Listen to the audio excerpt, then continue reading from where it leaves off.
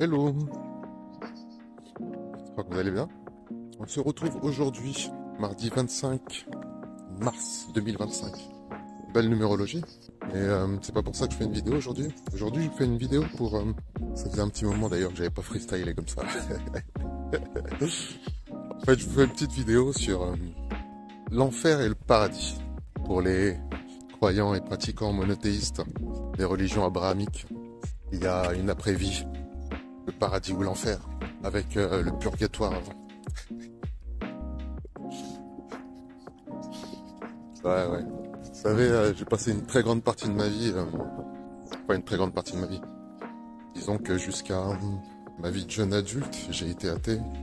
Ensuite, quand j'ai commencé à me poser des questions existentielles, à faire des recherches sur ma spiritualité et sur la spiritualité en général, j'ai commencé à m'intéresser aux institutions religieuses, à l'histoire, des théologies, des dogmes, l'histoire avec un grand H.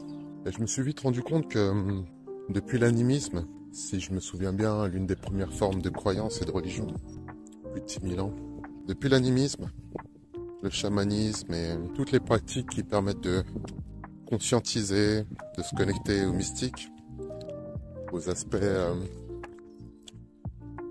non visibles de l'existence. En fait, en étudiant tout ça, je me suis rendu compte que, dans ma propre analyse, j'essaie d'endoctriner personne, bien entendu. Disons que dans mes recherches, même en m'intéressant à la science, cosmologie, la physique quantique, en fait, en m'intéressant à tous ces phénomènes, j'ai fini par avoir l'intuition. En fait, même en dehors de l'intuition, j'ai envie de dire que il y a des tonnes de choses qui dépassent l'être humain. Je veux dire, le climat, par exemple. Même si à l'heure d'aujourd'hui, sur le plan de la géo-ingénierie, tout ça, on est capable de faire des prouesses avec le climat, mais disons que la planète Terre, déjà, elle est supérieure à l'humain. En fait, nous, on peut pas vivre sans la planète. La planète peut évoluer sans nous, mais nous, on peut pas vivre sans elle. Donc déjà, la planète est supérieure à nous. Le soleil, sans soleil, il n'y a pas de système solaire. Donc le soleil aussi est supérieur à nous. Notre galaxie, avec le grand trou noir qu'il y a en son centre. Vous voyez en fait où je veux en venir. Je pense que quand on commence à regarder les choses un petit peu de manière macroscopique, on peut facilement envisager la supériorité des concepts au-dessus de l'humain. Et quand on va jusqu'à l'univers, c'est-à-dire dans son ensemble tel qu'on le connaît à l'heure actuelle, c'est-à-dire dans son expansion qui semble, je dis bien, infinie, mais tout est infini et rien est infini en même temps. Mais bref, quand on commence à regarder cet aspect de l'univers, à se poser des questions sur la distance de son expansion, et à l'inverse, quand on regarde, quand on essaie de conceptualiser sa création sur le plan scientifique, ça nous mène au Big Bang, au champ quantique, au mur de Planck, au point zéro. En fait, quand on arrive à ces étapes-là, on commence à se dire, ah oui, en fait, le problème est plus grand, en fait.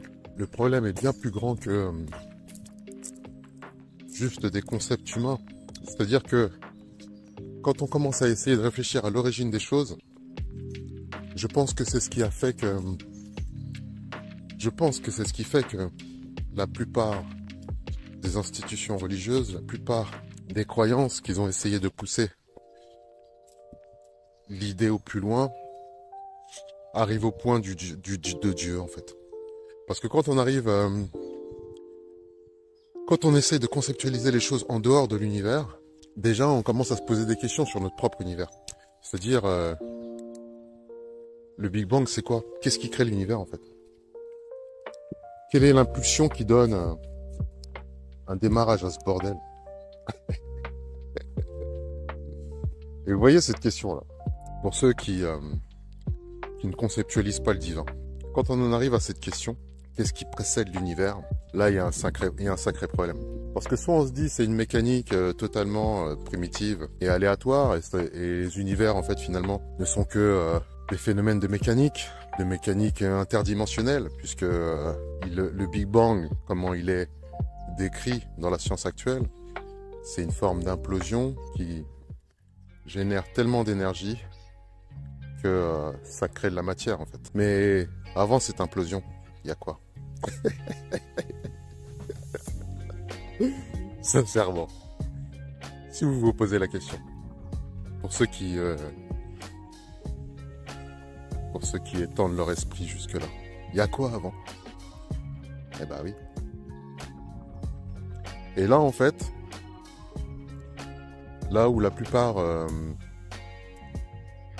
des religions abrahamiques, et pas que, hein, parce que quand on regarde aussi les polythéismes, hindouistes ou taoïstes, cette question aussi elle se pose. C'est-à-dire, à un moment donné, la source originelle, c'est quoi?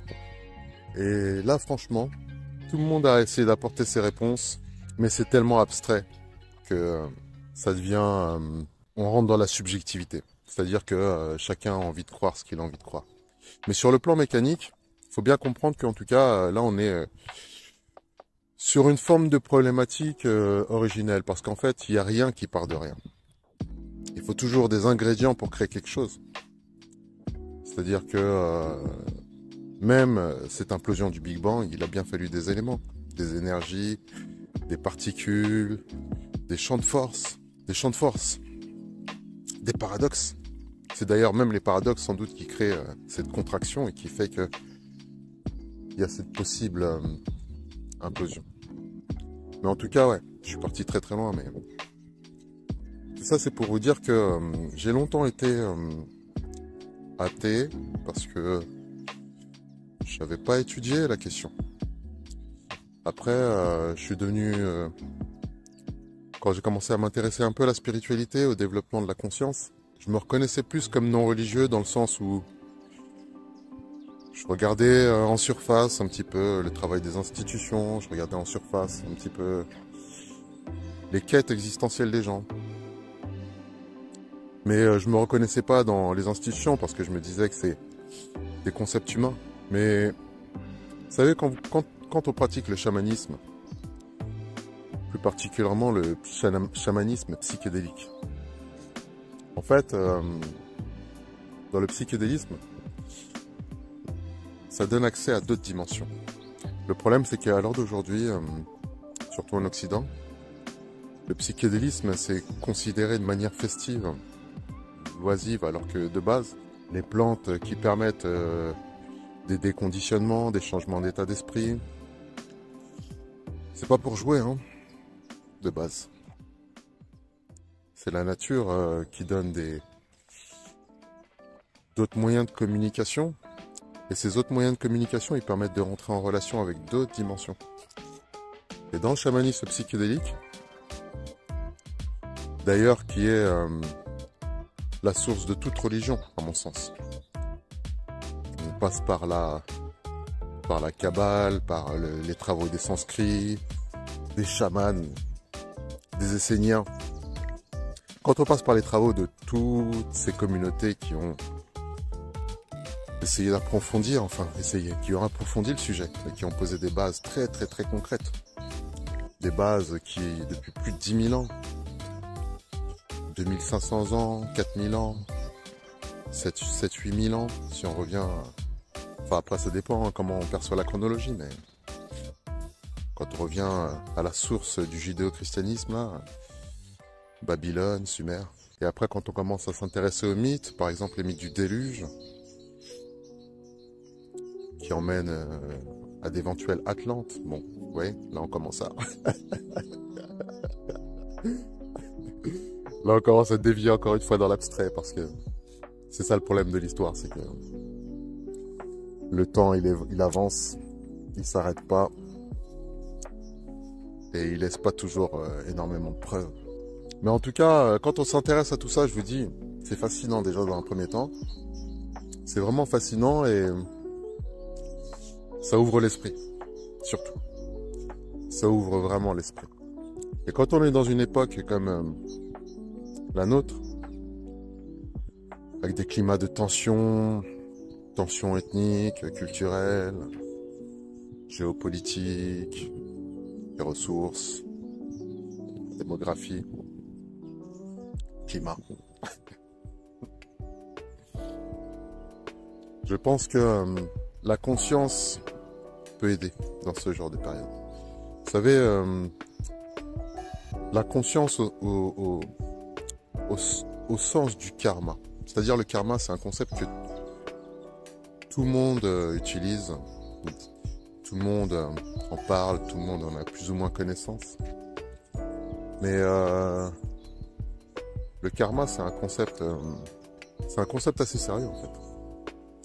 C'est-à-dire que au-delà du karma, on pourrait parler de la loi de l'attraction. On pourrait parler du champ quantique sur le plan scientifique. On pourrait parler de la causalité. En fait, vous voyez tous ces principes, d'une certaine manière, ils cherchent à désigner le fait que chaque action produit des réactions. Et chaque réaction produit des actions. C'est-à-dire que tout est lié, d'une certaine manière. Il n'y a pas de... Depuis le début de l'univers, jusqu'à son éventuelle fin, tout est lié. C'est-à-dire de la même manière que nos ancêtres ont permis qu'on soit là aujourd'hui. Vous voyez? Ils sont plus là, mais on reste connecté à leur passage. Parce qu'en fait, c'est grâce à leur passage que nous, on est là aujourd'hui. En fait. Et vous voyez, sur ce plan des liens où tout est connecté, bah, je vois un petit peu le karma de cette manière. C'est-à-dire que toutes nos actions, nos pensées, nos énergies, tout ce qu'on fait, tout est lié, sans exception. Et je pense que la perception qu'on peut avoir de Dieu, elle est là. C'est-à-dire que quand on dit que Dieu donne ou que Dieu prend, en fait, on est surtout dans la mécanique des choses. C'est-à-dire que nos actions, elles sont illimitées et en même temps, elles sont limitées par tous ces liens. Je sais pas si c'est dans la compréhension, je sais pas si c'est accessible ce que je suis en train de dire, mais d'une certaine manière, je vois le divin un peu comme ça maintenant. C'est comme si Dieu était, enfin le divin, c'est comme si le divin, parce que j'ai pas envie de rendre ce concept singulier, c'est-à-dire Dieu. J'ai plus envie de parler de divin, d'espace divin, ou carrément de champ quantique sur le plan scientifique.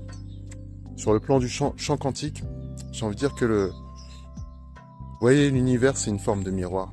C'est une forme de miroir qui nous ramène à nous-mêmes, à nos actions,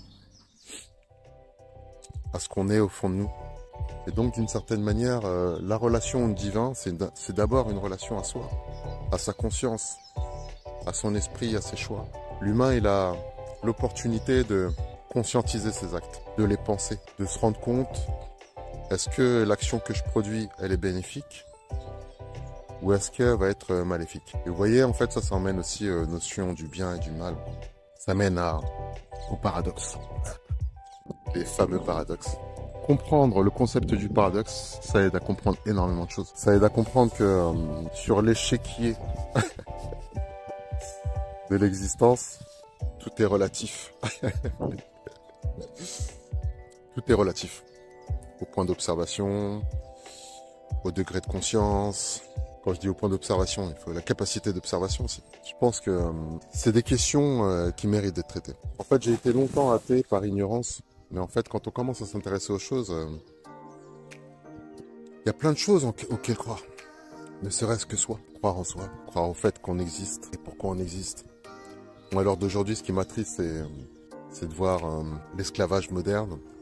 Comment c'est facile de passer à côté de sa vie pour gagner de l'argent. Vous savez, je sais que l'argent, c'est le nerf de la guerre. Hein. On est tous obligés d'en faire, mais je vois des gens qui passent complètement à côté de leur vie, de leur potentiel créatif, de leur potentiel actif, ce qu'ils auraient pu faire de leur corps, de leur esprit. Je trouve ça un petit peu triste. Les gens qui vivent dans le mensonge. Les gens qui vivent dans le mensonge, dans le vice. Vous savez, la source de la vidéo, c'était... Je voulais traiter ça, en fait. Enfin, je suis parti très très loin, mais c'était important parce que je voulais dresser un tableau qui permettait de comprendre pourquoi j'allais parler d'enfer et de paradis. En fait, à l'heure d'aujourd'hui, justement sur le plan des actes, il y a beaucoup de gens qui veulent les enfers sur Terre, sans s'en rendre compte, et d'autres consciemment. Mais c'est compliqué les enfers. C'est très très compliqué. Hein.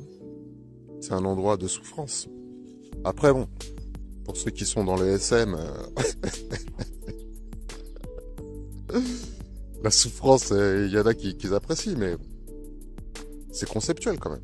En fait, déjà, je pense pas qu'on tombe dans les SM normalement. En fait, hein. Je pense que les gens qui tombent dans les SM, c'est soit parce qu'ils ont des pathologies liées à l'enfance qui n'ont pas été réglées, soit c'est des gens tout simplement dans leur système cognitif qui ont besoin de sensations et donc vont kiffer la violence, vont kiffer la douleur. Mais les enfers, c'est compliqué. Hein. Et les gens qui mentent sans vergogne comme ça, les gens qui trichent. Personne n'est parfait, on fait tous des erreurs. Mais le paradis et l'enfer, c'est ici. Hein. Pour ceux qui croient que c'est après, non, non, non, non.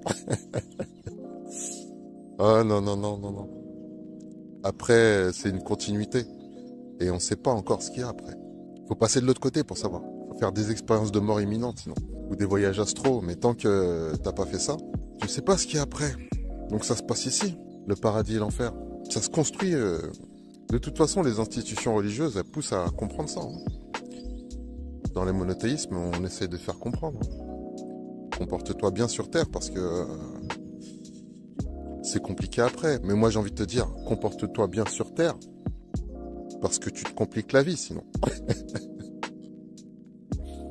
Pendant ton vivre, pendant que t'es là en fait. C'est là que c'est compliqué. Quand tu fais des choix de merde, que tu mens aux gens, enfin, que tu as l'impression de mentir aux gens. Parce qu'en fait, le mensonge, c'est toujours individuel. Hein. Quand tu commences à mentir, c'est dans ta tête. Tu crées une histoire qui est loin de la réalité et tu essayes de t'en convaincre. Et le pire, c'est que si tu arrives à te convaincre de tes mensonges, là, ça devient problématique. Parce que là, tu rentres dans une autre forme de réalité. C'est ce qu'on appelle la mythomanie. Il y a des gens, à l'heure d'aujourd'hui, qui sont dans le déni de la mythomanie. Ils mentent comme ça. C'est-à-dire, t'en veux des mensonges? Tiens, tiens, tiens, prends. J'en ai à foison. Et après, tu lui dis, ouais, mais toi, t'es un mythomane. Il dit, non, non, non, non. Moi, je suis pas un mythomane. C'est toi qui es... c'est toi qui mens. Non, non, non. C'est un chemin difficile, la vérité, mais c'est le seul chemin. C'est le seul chemin. Comment la recherche de la transparence en alchimie. La pierre philosophale, c'est-à-dire atteindre la pureté. Je comprends pas pourquoi les gens ils cherchent pas ça.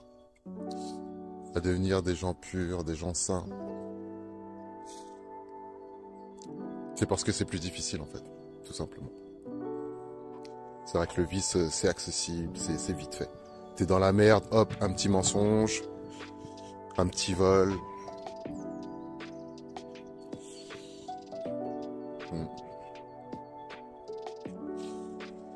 Voilà, je vais finir avec ça. C'était juste pour vous dire que dans ma perception des choses, le paradis et l'enfer c'est ici. On les crée. Nous sommes responsables, surtout nous les humains, les sapiens. On est des gardiens sur cette planète. On est des gardiens ou on est des monstres. Et honnêtement, je préfère vraiment être seul sur ce chemin qu'être accompagné en enfer. Parce que ceux qui veulent les enfers, ne venez pas les chercher chez moi. J'ai toujours été un mec cool. Ne venez pas chercher les enfers. Je vous le dis sincèrement. Là, je suis dehors, je vais m'entraîner. Comme beaucoup de gens, tu me diras.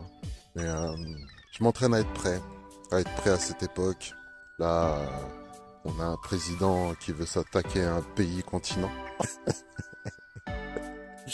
Il veut se servir de l'Europe. La Russie, ça fait la taille de l'Europe. Je sais pas ce qu'ils veulent faire, mais... Il y a un schéma, hein. Il y a un schéma, les gars. Il y a un schéma, il y a des cycles. Donc faites bien attention à vos choix. Hein. Ce que vous voulez sur Terre.